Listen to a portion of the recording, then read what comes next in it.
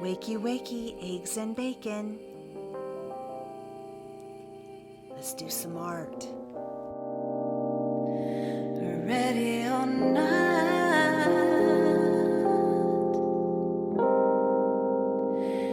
here I come.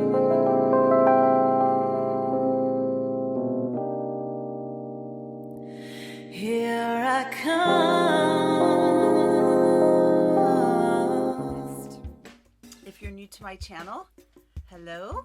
In a previous video, I did how to make a mystery box. I used hot glue to turn this box into a faux book, and then the cover is painted and it's highly artistic. This one is based on a Leo, an astrological sign of a Leo. And so the lion and 8 is very important because Leo is August, but also my son was born August 8th, just like me. First thing is, this is the hot glue work. The number 8, and I glued on this little decal and did little artwork. If you turn it this way, I did this is just made out of cardboard. I created a little design and made sure that they overlap the way I want, and these are two different things where now it opens up and the book opens to the inside. If you're not comfortable with your artwork, start off by doing simple designs. So I started with a box that I created, and I basically drew out the picture. This is a Leo symbol, and I found a lion picture online that I really liked, and I had a piece that you see I glued on here that ends up being the nostril and the nose section of the lion. And then I did figure 8s and different things. This is going to look just like a book, and I created this little latch with cardboard. So this is what it looks like all put together, and I went ahead and just used 2 different hot glue guns, a small and a large, and just kind of created this hot glue artwork. And I'm going to paint it all black, and then I'm going to actually paint on it and really begin the colorization of this piece. But I really love seeing it go from this to something really spectacular.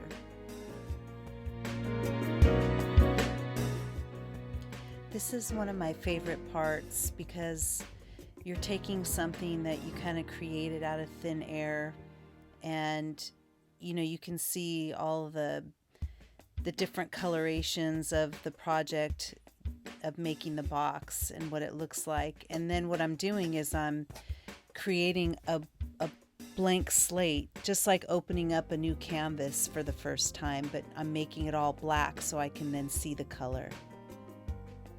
My son and I are both born on August 8th. We're both Leos, and 8 means optimism and joy, so I really love this number and wanted to make sure I put that on the actual project. So now I'm painting, the little parts, right, where you've done the major painting, and then you go back and you find the little spots. See this little fuzzy. You paint the little spots that you see.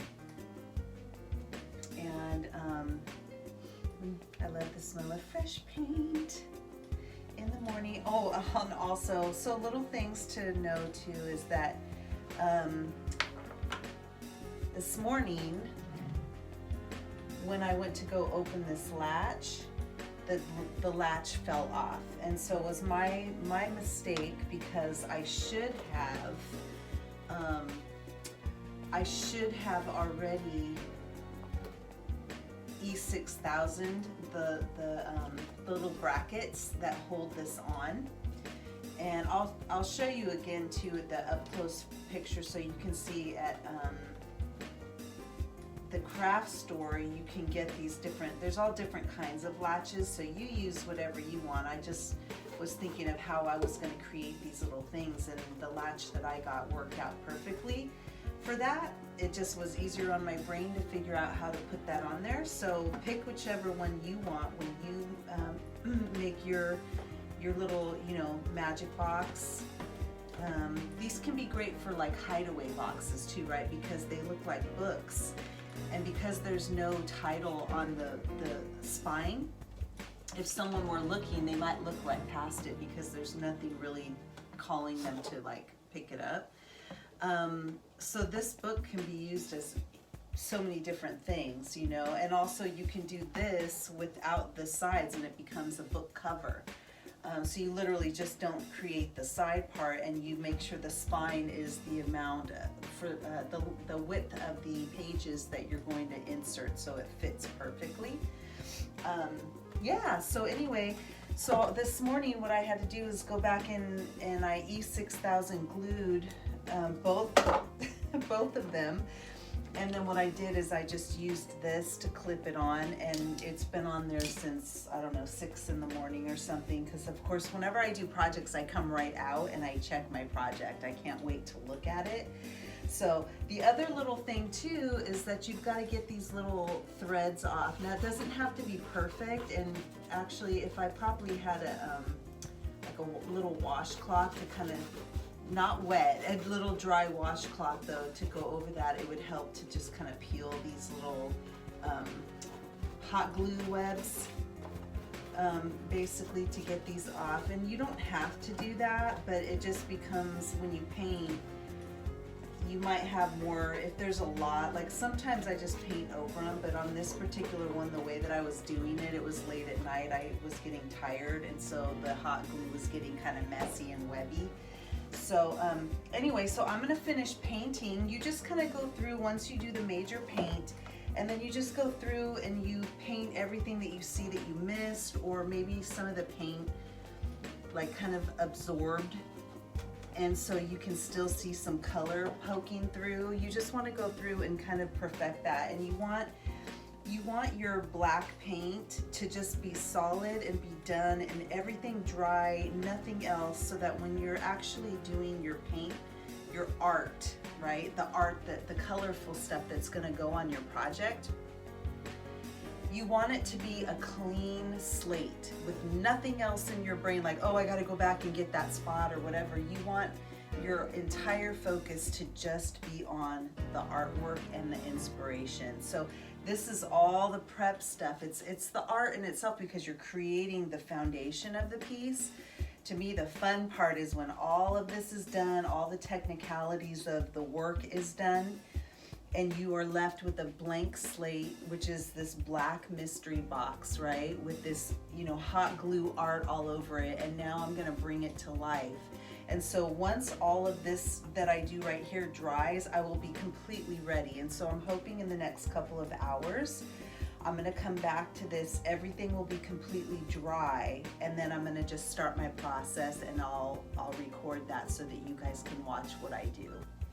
And who knows what I do. I have a general plan, but I don't plan everything way out in advance. I have a picture that I'm using as my inspiration for color, and that's good for you to find color inspirations. You can go on Pinterest or just do a search on the internet of, like mine was a lion, and find something, and you're not copying it, but you're being inspired by it. You're finding your color muse, right? So go out there and find these color schemes that you like, and then go get those paints if you don't already have them. And there's so many different kinds of paints. You can get metallics and glittery and flat or glossy. I mean, really think about your project and what you want to do and what you want it to look like at the end. Do you want it to be glossy or matte finish? You know, it depends on what you're doing. So just have a vision for your project before you start. But I would say the key to art and not getting blocked in your art is to allow the art to dictate to you what it wants to be. And that is like art gold right there, because a lot of times people get blocked because they have a solid picture in their head of what they want the project to be at the end, instead of having an idea of what you want in the beginning, and you're just understanding what you're trying to achieve, but then allowing the fluidity of creation to happen. So don't be so finite, right? Be infinite in understanding this could become anything. And it's not always what you had in your mind. So if you're open and flexible to that, you're going to create something better than you could have ever imagined. So trust me on this one, okay? So I'm going to finish painting, and I'll see you in the next segment, which is doing the art. Yay! All right. Now next time I will definitely zoom in a little bit more, so please bear with me because I'm still learning how to get the best shots. I'm also a lefty, so it's difficult sometimes to figure out how to get a shot without blocking the view or creating a shadow. You may have also noticed there was a section where I was blotting, and it's okay to do that. If you feel like there's a little bit too much paint, go ahead and just get a tissue and blot away. Oh my gosh, you guys, this is the finished piece and I am in love with it. Oh my goodness. It almost has a three-dimensional look when you look at it from certain angles. It's so cool. And I think my son is gonna love it, being a Leo.